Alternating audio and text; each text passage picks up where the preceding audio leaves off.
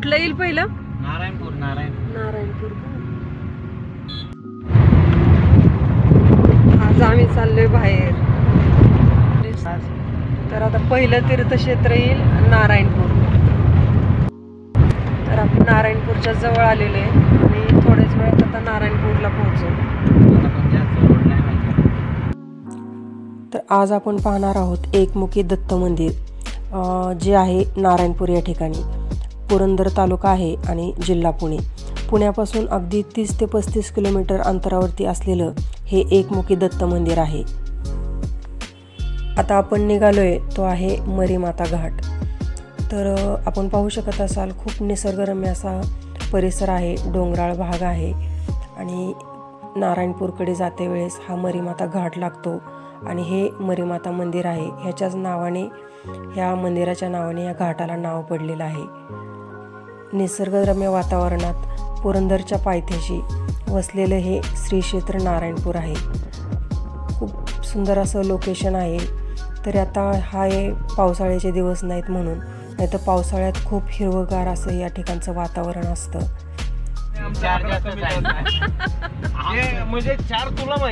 तर या ठिकाणी सर्वांची चर्चा चालू आहे की पुरंदर किल्ला समोर दिसत आहे. पुरंदर किल्ल्याचा तह झाला त्यावेळेस किती किल्ले शिवाजी महाराजांना द्यावे लागले होते, कोणाला द्यावे लागले होते, त्यावरती सर्वांची चर्चा चालू आहे.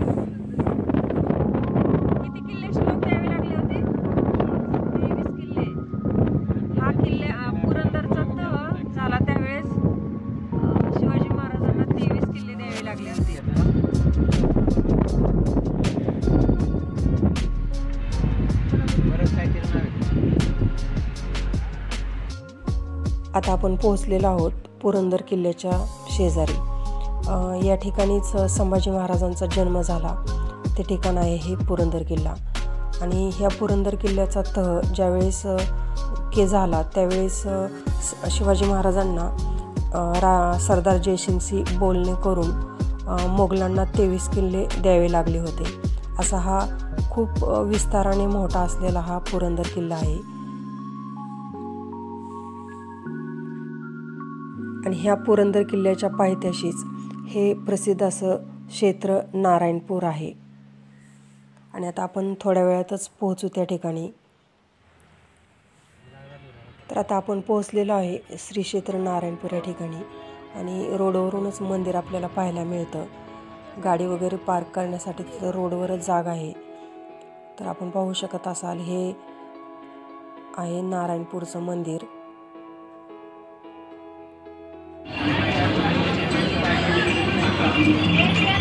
कुठून जायला आहे रोड बघा.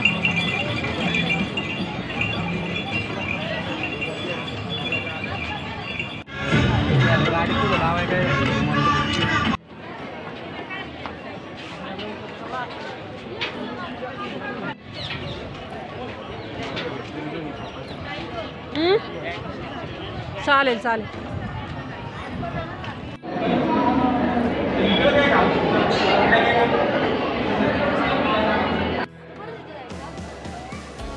नारायणपूर या ठिकाणी कधी आलं दत्ताच्या दर्शनासाठी तरी नेहमी गर्दी राहते. तर लाईनमध्ये थांबून दर्शनाला जावं लागतं. आम्ही देखील लाईनमध्ये थांबलो आणि श्री दत्ताचं जे आहे ते दर्शनासाठी आम्ही निघालेलो आहे. आता समोर जे दिसते ती आहे एकमुखी श्री दत्ताची मूर्ती. आपण जवळ गेल्यानंतर पाहू ती मूर्ती.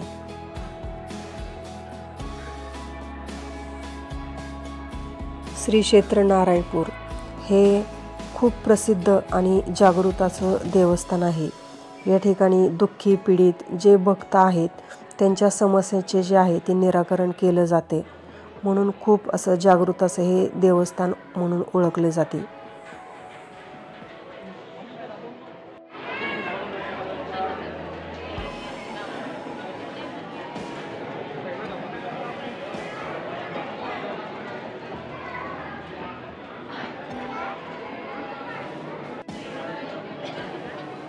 आता आपल्याला समोर जे दिसते ती आहे एकमुखी दत्ताची मूर्ती आणि याच्या समोरच संगमरवरी जे आहेत ते पादुका बनवलेल्या आहेत. खूप लोभनीय असं हे दत्ताचं रूप जे आहे ते आपल्याला पाहायला भेटत आहे.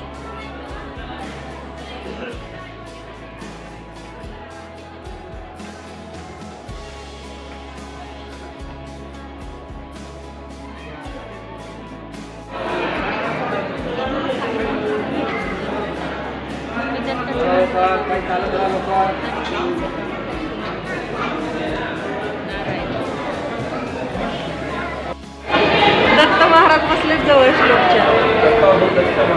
श्लोक बघ, दत्त महाराज बसलेत तुझ्या जवळ येऊन.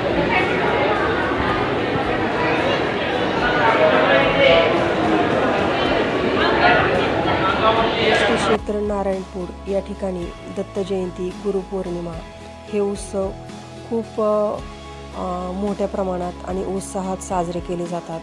आता आपण निघालेलो आहे ते आहे नारायणेश्वर, हे शंकराचे मंदिर. हे मंदिर हे दत्त मंदिर आहे, त्याच्या शेजारी हे दुसरं मंदिर आहे. हे मंदिर यादवकालीन आहे आणि याची शिल्पकला जी आहे ती खूप सुंदर आहे. बाहेरच्या बाजूलाच आपल्याला अशी खूप सुंदर अशी ही नंदीची जी आहे ती मूर्ती आपल्याला पाहायला मिळते आणि हा मंदिराच्या आतील परिसर आहे.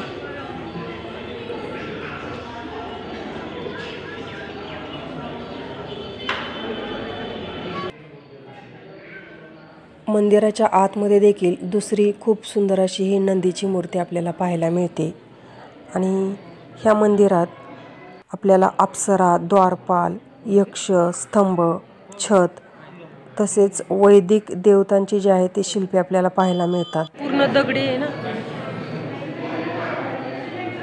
खांब वगैरे सगळे दगडात आहे.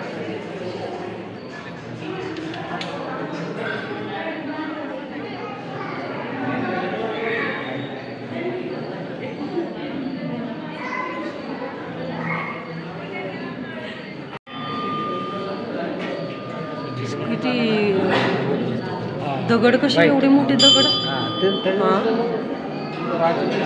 खूप सारे मोठे दगड कोरून बांधलेले.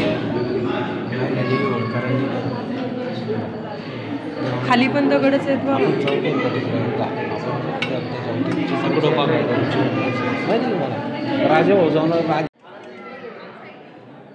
तर हे खूप ऐतिहासिक असं हे मंदिर आहे आणि याचं पूर्ण बांधकाम जे आहे ते दगडी आहे. असंही आत्ताच्या काळात अशी बांधकामं जी आहेत ती पाहायला भेटत नाहीत. खूप पौराणिक असं हे महादेवाचं मंदिर आहे. आतमध्ये गेल्यानं तर आपण पाहू खूप सुंदर असं मंदिर जे आहे ते आतमध्ये आपल्याला पाहायला मिळतं.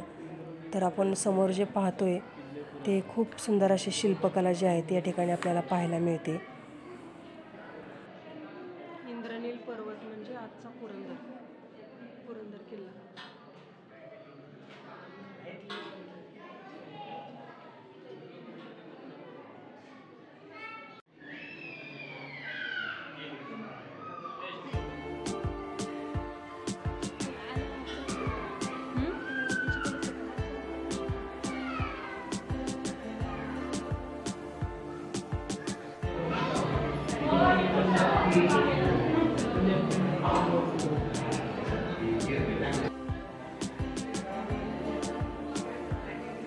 तर आपण पाहू शकत असाल खूप सुंदर असं हे महादेवाचं मंदिर आहे आणि हा मंदिराच्या आतील गाभारा आहे आणि त्या ठिकाणी अशी पिंड आपल्याला पाहायला मिळते आणि बाहेरच्या बाजूला असे सिद्धविनायक वगैरे अशी छोटी छोटी जी आहेत ते आपल्याला मंदिरं पाहायला मिळतात.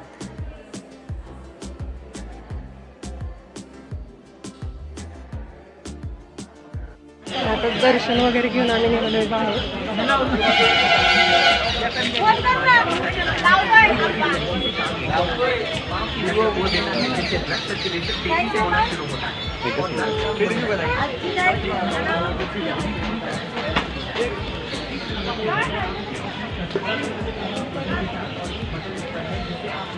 आजचा व्लॉग जर आवडला तर नक्की लाईक करा, शेअर करा आणि चॅनलला सबस्क्राईब करा असे छान छान व्लॉग पाहण्यासाठी. आणि आमचा व्हिडिओ आवडला तर नक्की कमेंटमध्ये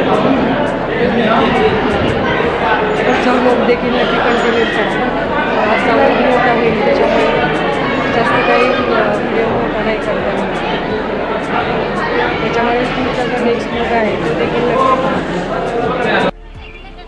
मंदिराच्या आपण बाहेर आलो की अशा आपल्याला भाज्या, फळं ही ताजी पाहायला मिळतात. कारण हे सगळं तिथला शेतकरी वर्ग जो आहे ते अशी अंजीर, पेरू त्या ठिकाणी विकण्यासाठी घेऊन येतात.